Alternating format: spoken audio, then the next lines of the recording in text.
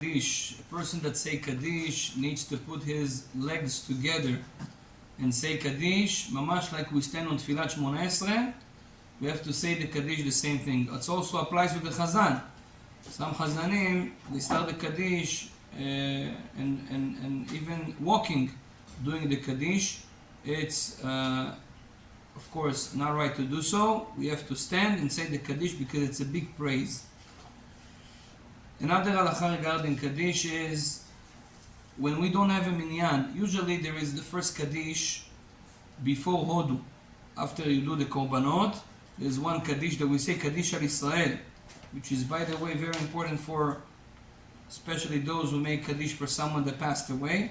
This Kadish is a very important Kadish. But sometimes there's no minyan, so what do? We continue. We say Hodu. What happened if there's no minyan even after Hodu? Baruch She'amar. There's no minyan. So, did we miss the Kadish? We're not saying the Kadish anymore? This is a very common question, Nadav. So what do we do in this case? In this case, we have to say Kadish when the minyan comes. Even if the minyan comes in the middle of Zmirot. Alleluia, Allelu, El Bekodsho.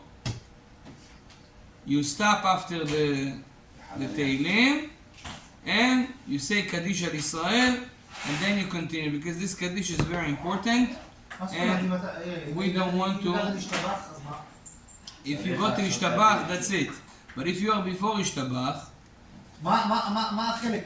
זאת אומרת, יש לנו מהודו עד לברוך שאמר. ברוך שאמר עד Ishtabach. So if you didn't do the first Kadish after Korbanot, and only now there is a minyan, so you have to say the Kadish in the middle of Zemirot. That's the halach. Another thing that according to Kadish, the Sfaradim, if we sit and someone say Kadish, we can continue sitting.